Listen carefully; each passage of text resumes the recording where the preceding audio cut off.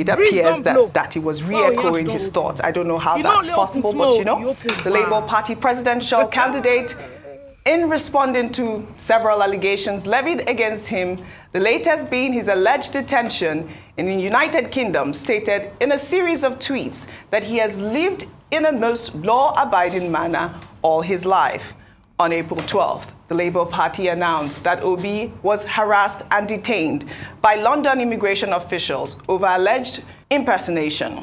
The party said Obi was questioned for a long time and that it took the intervention of Nigerians for him to be released. Peter Obi, in his tweet, also stated that although humans make mistakes, he has never knowingly contravened the law, further stating that he is not afraid of the lies and propaganda against his person, and that he has always known that the journey to a new Nigeria will be tough. On Monday, while speaking with journalists, Obi stated that he is a committed Nigerian who does not have a dual nationality and who would always put Nigeria first. Whatever happens, we must stay the course because we want to build a new Nigeria.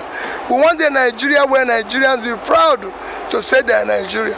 I'm a Nigerian, committed Nigeria. I don't have any dual nationality. So this is my own country. And I've said it that even if there's war outside this country, if I'm outside, I'll come back because it's my country. Peter Obi has responded in a swift manner. He had a series of tweets, but also, he got responses. And I'll just take one before I come to you. And this is from the spokesperson of the All Progressives Congress Presidential Campaign Council, Femi Fani-Kayode, who in a series of tweets insisted that the presidential candidate of the Labour Party, Peter Obi, must disclose the details of his alleged detention by the British immigration officers at Heathrow Airport in the United Kingdom. Well, his tweet read in part, Peter Obi's claim that he never knowingly broke the law speaks volumes and suggests that he broke it unknowingly. Sadly for him, not knowing that you broke the law when you actually broke it is no defense. And in any case, there are some crimes that are known as strict liability offenses, which do not even need any premeditation. He went further to ask if it is drug dealing, drug smuggling, human parts trading, human trafficking, fraud, misappropriation of funds, money laundering, 419, murder, conspiracy, treason, or all of the above. I mean, I'm sorry. Femi Fani-Kayode just finds a way to crack me up because, the issue is, he did get a lot of responses, obviously, from the obedience because that there are so many allegations about the presidential candidate of the All Progressive, who is Nigeria's president-elect, where he is, and, he's responding to another party's candidate, but he has not responded to all the allegations that have been levied against Bola Ahmed Tinubu. Very quickly, the first thing I'll say is I'm glad that FFK has finally found his legal certificate good use in terms of trying to investigate and search out and perhaps propose a crime that Mr. Peter Obi would have committed to be detained in the United Kingdom. Having lived in the UK himself and being a lawyer, I would assume that FFK would know the kind of crimes that would have you detained and be released. Obviously not trafficking, not carrying of drugs, not murder. So he was being mischievous with that statement. Yes. However, I do also think that he's not very sure who the president-elect is because they keep treating Mr. Peter Obi as if he were the president-elect. Exactly. Holding him to account, asking him questions, telling him to address the people as if he were the president-elect. Where is the person who, as we have said on this show earlier on, is accountable to the Nigerian people because he's now a state actor? Mr. Peter Obi is as Nigerian a citizen as any one of us. The good thing about him is that he seems to hold himself accountable to the people by speaking regularly to the people, usually not through a proxy or through a release statement.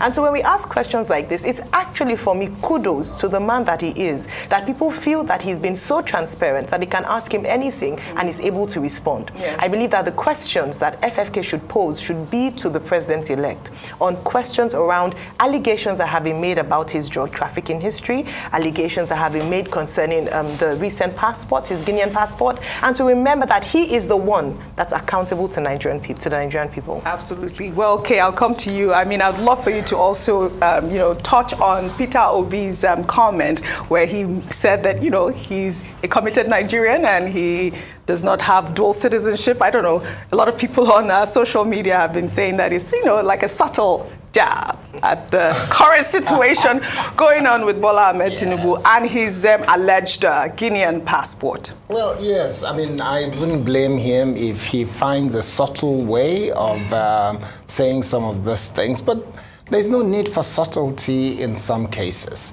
If you're looking for subtlety, it's the likes of Femi Fani-Kayode that you have to mention things like that too. Sometimes they don't even know how to spell the word because you get surprised. I've gotten to a point where my thick skin is struggling to stay on my body because some of the things that the likes of Femi Fani-Kayode have said, I just begin to wonder, how did we get here? But when you look at the trajectory, when you look at the history of some of the things that the likes of Femi Fani-Kayode has said, you will not be surprised because if a man speaks from both sides of the mouth, 2011 you hear what they said, 2013 you heard, and you go down, all you need to do is Google the name and look at all the videos, and you see someone who abuses Asiwaju Bola Tinubu and abuses Buhari and goes back to say Buhari is the best and goes back to say Asiwaju Tinubu is the best, and all these kind of things. I think Nigerians just have to wake up to the fact that there are certain people that we should never, ever take seriously or listen to. That is the bottom line. Absolutely. Dr. Abati, your comment on Peter Obi's statement. Well, okay, the point that, Femi Fani-Kayode is making, there is a nuance to it. He's saying that one part of Mr. Peter Obi's statement says, human beings have weaknesses, but I will not knowingly break the law. And he made the point that in law, whether you knowingly or unknowingly broke the law, you are not allowed to break the law. Right. So what exactly is it that happened? His main submission is that, okay, tell us what happened about the detention on Friday, April 12th. In London at the Heathrow Airport. So that question, I don't think is too much for him to ask. And also, it took Mr. Peter Obi a whole week to address the allegation frontally. However, Dironi Fade, the spokesperson of the Labour Party, had issued a statement saying that, look, this is a case of impersonation. This is also a case of Nigerian politicians trying to sabotage Mr. Peter Obi.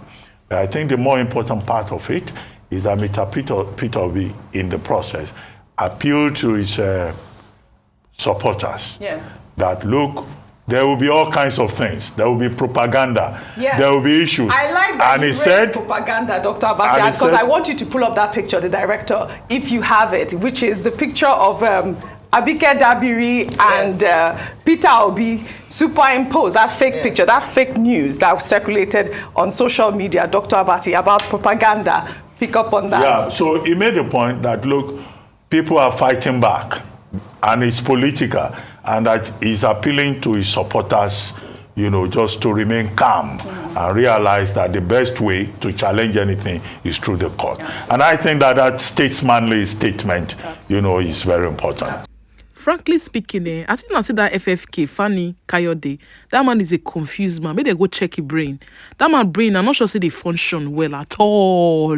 At all. Just as this journalist talk. He don't insult Buhari. He don't talk ill of Tinubu. Who he never talk ill of. Right now.